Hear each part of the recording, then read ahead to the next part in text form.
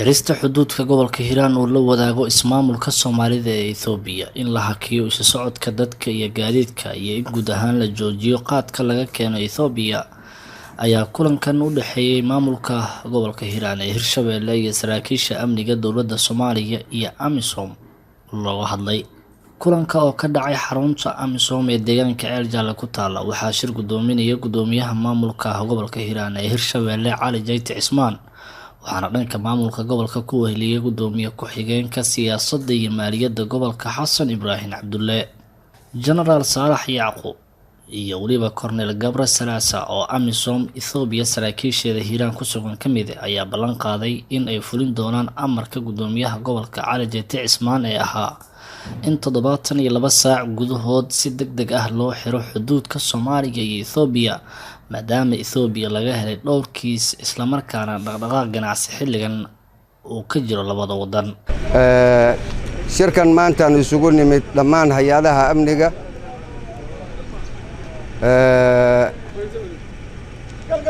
iyo AMISOM waxaan uga hadlaynay sida wax looga qaban lahaa coronavirus.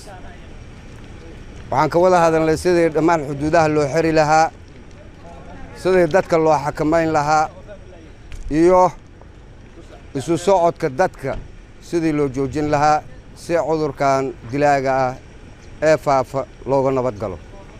arrintaas hoostaan iskala xariiqni insha Allah haddii Ilaahay idmo dhammaan hay'adaha amniga SNA booliiska nabad sugidda dhammaan ciidamada iyo AMISOM waa iska kaashanaynaa iyo gobolka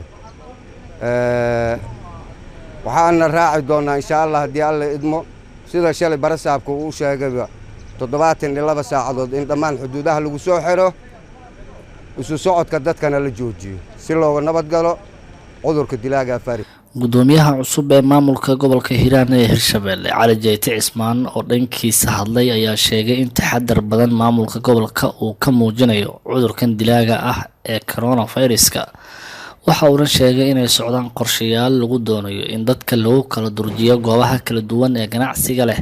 arrinta xuduudka ayuuna sheegay in fulinteeda si degdeg ah loo sameyn doono. guddiga dhaqaatiirta iyo hay'adihii ku shaqada lahaa ee aan shalay la shirnana waxaan maanta ka rajaynaynaa inaan ugu tagno inay iyagoo diyaariyey deegaamadii haddii xanuun la arko lagu karantiili lahaa dadka oo mujtamaca looga bixin lahaa.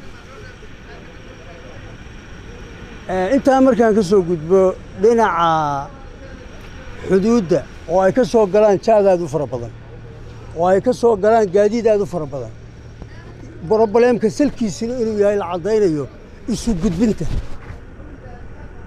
saraakiisha ciidamada waxaan u soo jeedinaynaa in ay arrintaas tilaab ka qaadaan. waxaanan samayn doonaa guddi arrintaa u xil saaran ayaa la magacaabi doonaa markaanu tagno gudaha markaan galno oo sidii dee loo guda lahaa iyadoo waajibaadka iyo wakhtigiiba la ilaalinayo.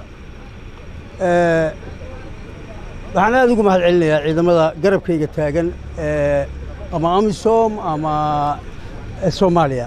aadaan ugu mahad celinayaa sida ay isugu dhabar jebinayaan in xal loo helo problemka jira. hal shayna waxaan rabaa in la ogaado inta ay wax naga halaysan yihiin seen waxyeelna ka daalimayo.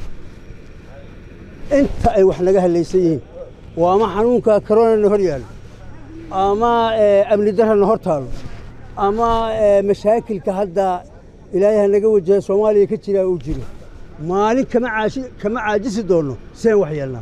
aad iyo aad mahadsantihiin. Maxamed Ibraahim Siyaad, Kalson TV, Beledweyne.